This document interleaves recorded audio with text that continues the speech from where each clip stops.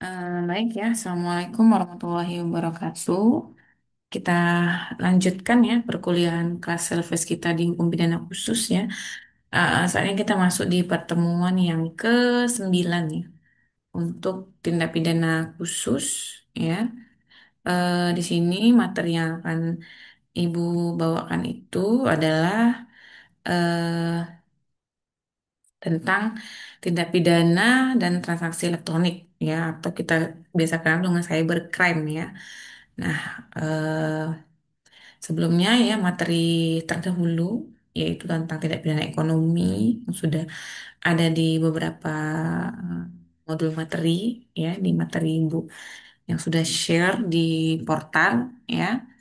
Nah, di mana di dalam tindak pidana ekonomi itu mencakup beberapa bentuk kejahatan yang terjadi dalam ranah ekonomi dan keuangan ya, di mana contohnya itu seperti penipuan, penggelapan, korupsi, monopoli, kemudian pelanggaran perpajakan, ya, pencucian uang, dan lainnya yang berkaitan dengan sistem ekonomi, ya. Kemudian dalam hukum pidana ekonomi itu juga mengatur secara tegas ya tentang unsur-unsur siapa saja yang terlibat sebagai pelaku, objek, tujuan, dan kerugian negara lainnya gitu ya. eh itu adalah di materi tindak pidana ekonomi ya. Nah, untuk capaian pembelajaran kita di mata kuliah ini, ya, di pertemuan ke-9 ini, itu diharapkan mahasiswa itu dapat menjelaskan tentang hukum tindak pidana informasi dan transaksi elektronik ya, di mana ada berkaitan dengan undang-undang dan juga bagaimana kejahatan cybercrime itu atau dalam transaksi elektronik ya. Ada beberapa buku yang bisa kalian lihat ya di dalam slide ibu ini ya. Kemudian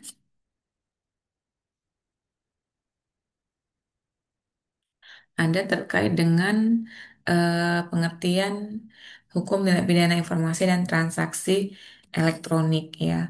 Hukum tindak pidana dan transaksi elektronik ini ya, dia itu mengacu pada hukum yang mengatur tentang tindak pidana yang terkait dengan penggunaan teknologi informasi komunikasi dan transaksi elektronik yang melibatkan dunia maya. Dalam perkembangannya memang cybercrime ini menjadi sorotan ya, karena memang banyak ya kasus-kasus yang mana dunia maya ini ya merebak atau efeknya itu ke dunia nyata gitu ya. Seperti misalnya penipuan online ya, kemudian penyebaran konten ilegal, penyalahgunaan teknologi dalam aktivitas ekonomi dan sosial ya. Jadi memang cybercrime ini menjadi sebuah fenomena yang saat ini menjadi sorotan karena memang proses atau cara ya mencegah cybercrime ini tidak gampang gitu. Karena dia berada di dunia maya gitu. Jadi dia memang pembuktiannya sulit ya. Kemudian juga bagaimana proses untuk bisa melacak itu butuh waktu dan butuh keahlian-keahlian IT tingkat tinggi yang harus dimiliki oleh kepolisian dan lembaga lainnya gitu. Jadi memang cybercrime ini tidak tidak segampang kita melakukan penjeratan kepada atau melakukan pembuktian terhadap tindak pidana lainnya ya. Jadi memang cyber ini menjadi sorotan yang sangat penting gitu ya. Kemudian Undang-Undang ITE ini pengaturan hukumnya itu dia ada di dalam Undang-Undang Nomor 11 Tahun 2008, diperbaharui lagi dalam Undang-Undang Nomor 19 Tahun 2016 ya. Dan kemudian saat ini diperbaharui lagi dalam Undang-Undang Nomor 1 Tahun 2024 terkait dengan transaksi elektronik ya. Dan tujuan daripada Undang-Undang ITE ini untuk melindungi hak masyarakat dalam bertransaksi elektronik, mengatur dan memberikan kepastian hukum, ya, kemudian mencegah dan menanggulangi tindak pidana cyber dan juga meningkatkan keamanan ya dalam transaksi elektronik. Ini sebenarnya memang sejarahnya ya, dibentuknya tindak pidana cyber ini sebenarnya dulu di 2008 itu ya. Itu kan zamannya Pak SBY ya, Susilo Bambang Yudhoyono. Nah, itu sebenarnya sejarahnya itu dia sebenarnya untuk ekonomi, untuk bisnis ya. Nah, akhirnya saat ini semakin lama eh, semakin merebak gitu. Bahwa banyak terjadi kasus pidana juga, nggak hanya dia secara keperdataan, secara bisnis saja ternyata secara pidana itu banyak orang-orang yang terjerat di dalam Undang-Undang ITE ini, khususnya di pasal 27 ya, pasal-pasal pencemaran nama baik misalnya gitu ya. Nah, kemudian ruang lingkup Undang-Undang ITE ya. Nah, ruang lingkupnya itu dia eh, adanya data, suara, gambar ya, atau peta yang disimpan di dalam proses elektronik tersebut. Contohnya email, file digital, data transaksi, serta catatan elektronik lainnya. Ya. Kemudian transaksi elektronik ini ruang lingkupnya itu kegiatan jual beli atau pertukaran barang atau jasa yang dilakukan melalui internet ya. Transaksi ini sah secara hukum jika memenuhi ketentuan yang diatur dalam Undang-Undang ITE. Contohnya pembayaran melalui platform e-commerce, transfer uang digital atau pembelian barang secara online ya. Kemudian tindak pidana dalam informasi dan transaksi elektronik. Undang-Undang ITE ini mengatur tentang berbagai tindak pidana ya. Nah, inilah di dalam pasal 27 itu dia. Ya, jadi pasal 27 28 itu disebut sebagai pasal karet. Kenapa? Karena memang banyak terjadi eh, kasus-kasus yang berkaitan dengan pasal 27 di dalam Undang-Undang ITE ini. Seperti misalnya penyebaran konten ilegal ya, seperti pornografi, penghinaan, pencemaran nama baik ya, kemudian penipuan elektronik ya, transaksi palsu yang merugikan pihak lain dengan menggunakan sarana digital atau online, kemudian pencurian data pribadi ya, penyalahgunaan informasi pribadi ya. Nah, selanjutnya tindak pidana informasi dan transaksi elektronik ini dalam hal sanksi hukum ya.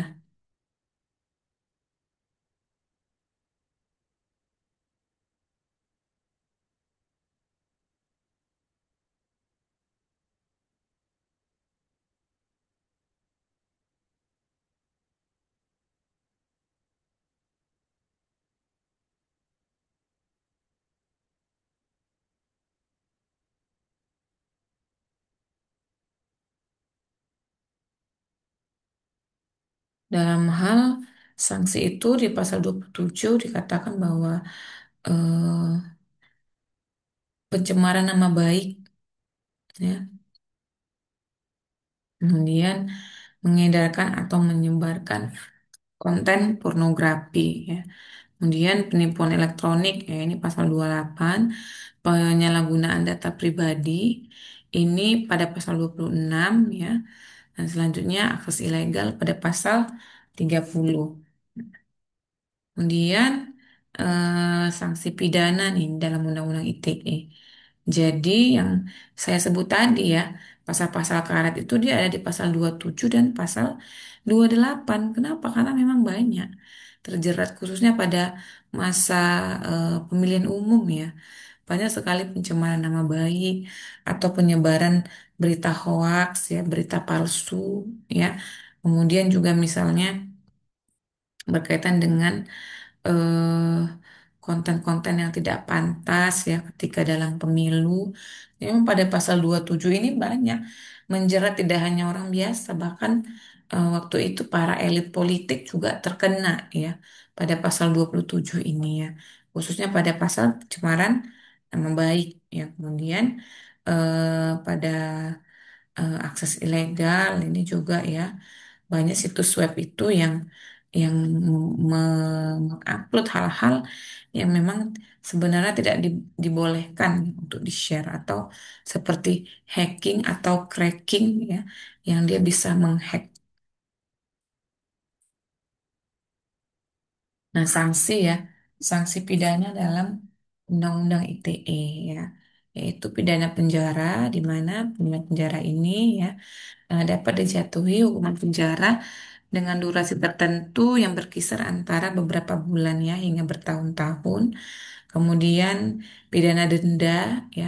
Selain pidana penjara, pelaku ini juga dikenakan denda yang bervariasi ya, berapa jumlah dendanya sesuai dengan jenis pelanggarannya. Kemudian penyitaan barang bukti. Barang bukti yang digunakan dalam pelanggaran seperti komputer, perangkat elektronik, atau data yang dicuri dapat disita oleh pihak yang berwenang. Ya. Nah, hukum tindak pidana informasi dan transaksi elektronik ini diatur dalam Undang-Undang Nomor 11 Tahun 2008 tentang informasi dan transaksi elektronik, memberikan dasar hukum yang jelas untuk menangani berbagai tindak pidana yang terjadi dalam dunia maya. Undang-Undang ITE ini tidak hanya mengatur tentang transaksi elektronik yang sah, tetapi juga memberikan perlindungan terhadap hak-hak individu dan pihak-pihak terkait dalam ruang digital dengan perkembangan teknologi informasi, ya. Nah, di samping itu ya seperti tadi yang Ibu katakan sudah diperbaharui ya undang-undangnya itu menjadi undang-undang nomor 19 tahun 2016, kemudian diperbaharui lagi dengan Undang-Undang nomor 1 tahun 2024. Nah, jadi banyak sanksi-sanksi yang juga lebih berat. Tidak hanya 2 tahun ya, bahkan ada sanksi yang sampai 5 tahun ya. Di dalam undang-undang yang terbaru bila kita itu berkaitan dengan tindak pidana yang dia itu eh, apa ya bisa bisa luar biasa dampaknya gitu ya.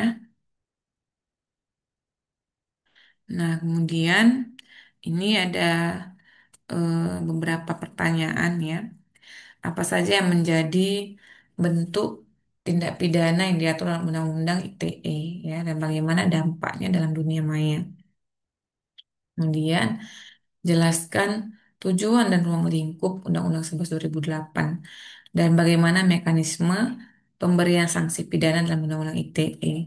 Nah, kemudian kalau eh, Bapak, Ibu, adik-adik mahasiswa juga perlu tahu ya bahwa untuk ITE ya, untuk cybercrime, pembuktiannya ini dia berbeda ya dengan tindak pidana lainnya. Kenapa berbeda? Karena dia dunia maya, cyber. Jadi harus benar-benar penyidik ya itu harus mengetahui dulu gitu. Benarkah laporan ini? Kan biasanya ada minimal 2 alat bukti itu ya. Nah, kalau di dalam cyber itu satu alat buktinya pasti sudah nyata ya, adalah digitalisasi, ya kan? Kemudian pengakuan juga terkait dengan misalnya korban ya. Nah, tapi juga penyelidik khususnya kepolisian ini mereka harus membawa bukti ini dia ke dalam lab forensik khususnya digital gitu.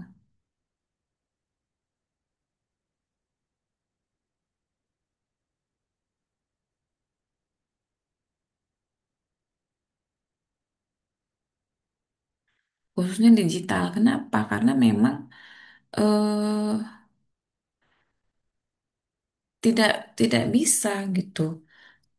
Hanya menerima proses pengaduan tanpa dibawa dulu case ini ke laboratorium digitalisasi ya, lab forensiknya IT-nya itu kepolisian. Jadi harus divalidasi dulu apakah memang kasus ini benar ada atau tidak.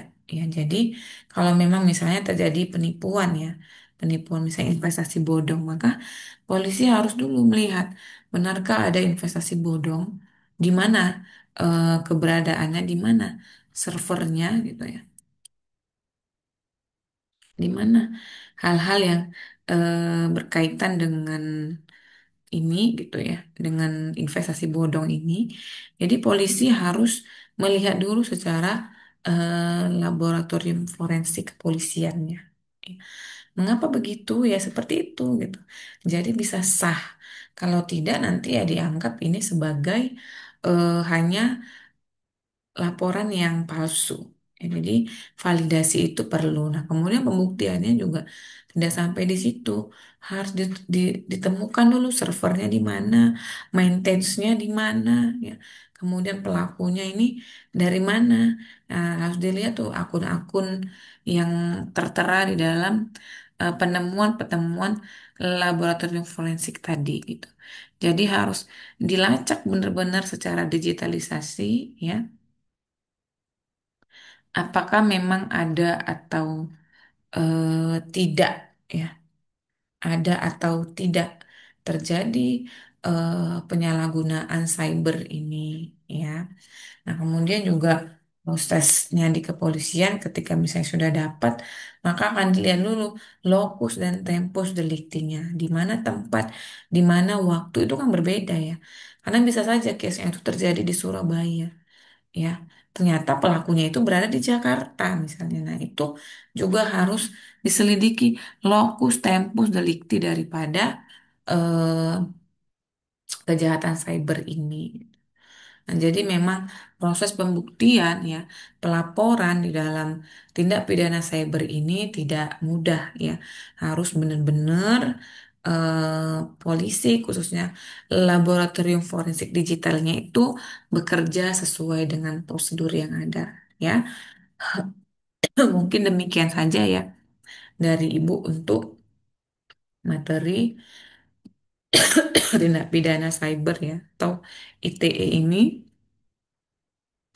Semoga para mahasiswa sekalian bisa memahami, mengerti ya berkaitan dengan tema ini ya, paham dan bermanfaat untuk keilmuan kita ke depannya ya. Bu ucapkan terima kasih untuk partisipasinya, kehadirannya untuk melihat video ini.